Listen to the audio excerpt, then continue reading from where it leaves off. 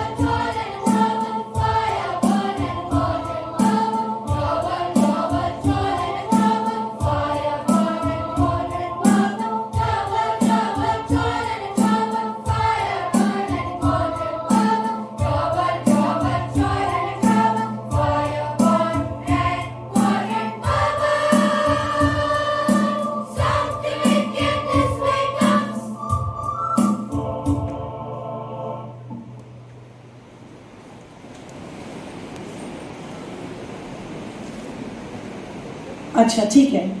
English, they have to write a paragraph on their visit to places in India during summer break. Next, can we see for other subject please? Take the color printout of the given map of India. Count and write the number of states with different colors, for example blue. Paste pictures of 5 national festivals and 5 local festivals which we celebrate in India. Even in Hindi, this kind of, so it's all about India. We are talking about our own country. So for every subject, the homework which was given was actually talking about India only. This is called integrated. That means for every subject, the similar topic will be taken up and something related to the subject that will be asked. For all classes, it is like this. So, integrated projects are very, very clear in the minds of your child. This is what is known as integrated. That means everything clubbed together, talking about one subject, but we come to know about the, the visit where the child must have gone during the summer break. So this is what is the beauty of the holiday homework. Generally, integrated projects are given to children so that they start learning in a better way. I mean, it can be any topic. कोई ज़रूरी नहीं है कि हम अपनी country की बात करें. अगर हम दूसरी क्लासेस में देखेंगे तो कुछ और टॉपिक लिया रहेगा. सपोज बर्ड्स की बात कर रहे हैं, कितनी तरह की बर्ड्स इंडिया में पाई जाती हैं. दूसरे सब्जेक्ट में दे दिया बर्ड्स की डिफरेंट बीक्स क्यों होती हैं, उनकी फूड हैबिट्स के अकॉर्डिंग. तो इस तरह से हर सब्जेक्ट में हम बर्ड्स के बारे में पढ़ रहे हैं. तो that is kind of integrated project, right? Okay, now next after that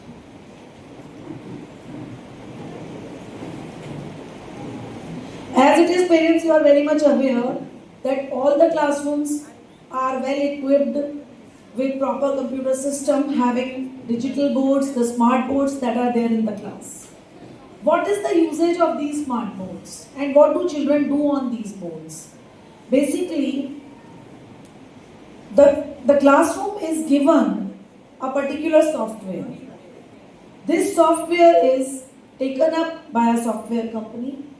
What do? जो भी बच्चों का सिलेबस होता है डिफरेंट सब्जेक्ट्स में, उस सिलेबस के डिफरेंट टॉपिक्स को पिकअप करके उसके बारे में पूरा reading and study material and content digitally created होता है. उस हार्डवेयर में वो सॉफ्टवेयर इंस्टॉल्ड होता है और उस सॉफ्टवेयर के through teachers as teaching aids पढ़ाते हैं. उस चीज़ के लिए वो soft boards these smart boards installed होते हैं. क्या आप सभी ने वो स्मार्ट बोर्ड्स क्लासरूम में देखे हैं? उन बोर्ड्स का एक फ़ायदा ये भी है कि अगर टीचर बाहर से कोई मटेरियल लेना चाहें तो वो USB डिवाइस कनेक्ट करके पढ़ा सकते हैं, नेट से डायरेक्टली कनेक्ट करके भी पढ़ा सकते हैं. Okay, so whatever content about any particular topic is available, that is taught through the software which is installed in those digital boards. और वो जो digital boards हैं वो ब्लैक बोर्ड्स का काम भी करते हैं. They are very beautiful boards. उनमें सारे टूल्स हैं जितने कंप्यूटर में टूल्स होते हैं, right? So it's really wonderful and they are really very good. Plus through these smart boards sometimes some homework is also given. क्या through the software of the school, this software which we are having, some homework is given? Anybody is aware about it? Yes, extra marks I am talking. So are you aware that the homework is given? Okay. हालांकि वो हम limited ही कर देते हैं because आजकल कुछ parents का ये रिक्वेस्ट आता है कि आप थोड़ा स्क्रीन टाइम ना ही दें घर पे बच्चों को. बीच में थोड़ा ज़्यादा हो गया था आफ्टर कोविड. अभी पेरेंट्स फिर से रिक्वेस्ट करते हैं कि आप लोग थोड़ा कम ही दें. तो अभी डिजिटल बोर्ड्स के थ्रू जो भी सॉफ्टवेयर, उससे हम लोग असेसमेंट शीट्स थोड़ा कम दे रहे हैं. पहले थोड़ा ज़्यादा था, अभी लिमिटेड कर दिया है. अभी we are again focusing on pen paper. मैं फिर भी आप लोग बिकॉज यहाँ पर हैं तो जानना चाहूँगी कि कितने लोग हैं आप में से जो ये सोचते हैं कि ये जो होमवर्क है स्क्रीन पर वो दिया जाना चाहिए. Please raise your hands. हाँ, so we are right now giving it very less, limited ही दे रहे हैं. मतलब 2 to 3 मिनट्स की छोटी छोटी वर्कशीट्स ही दी जा रही हैं अभी, तो ज़्यादा हम दे भी नहीं रहे. पर ज़्यादा हम इसलिए नहीं दे रहे हैं बिकॉज पेरेंट्स को लगता है कि जब वो आसपास नहीं होते तो बच्चा उसको एज एक्सक्यूज ओपन करके फिर वो लेट टाइम तक मतलब उसको कंटिन्यू करता है, तो पेरेंट्स को वो चीज़ पसंद नहीं आती है. एनीवेज लिमिटेड तो देना भी पड़ेगा बिकॉज बच्चों को हम इस वर्ल्ड से दूर नहीं रख सकते, वो भी एक रिक्वायरमेंट है. फिर थोड़े दिन में लगेगा कि हम मॉडर्न टूल्स के टेक्निक्स के साथ में पढ़ा ही नहीं रहे हैं, वो भी एक प्रॉब्लम है. So it is a balance. So parents आपको भी ये बैलेंस घर पे मेंटेन करना होगा, right? Okay.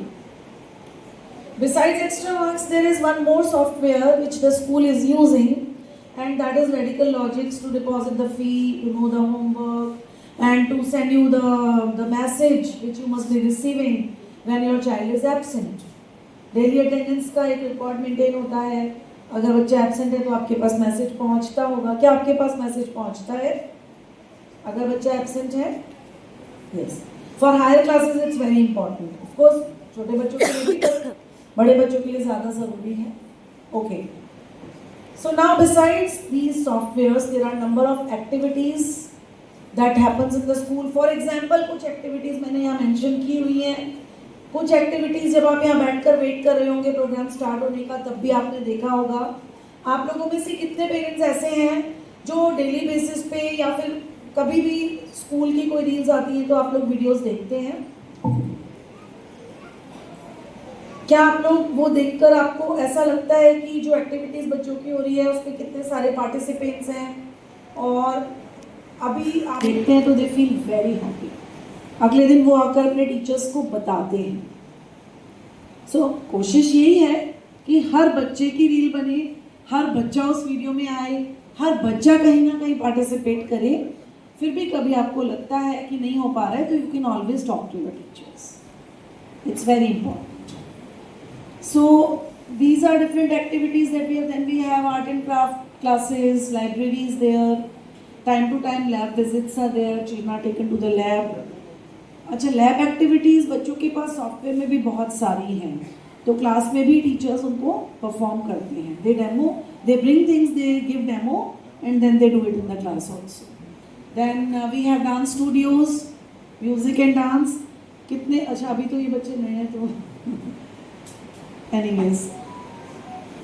Then we have lot of sports activities. कितने बच्चे आप, मतलब जो पेरेंट्स अभी यहाँ मौजूद हैं, कितने बच्चे ऐसे हैं जो स्पोर्ट्स में पार्टिसिपेट कर रहे हैं?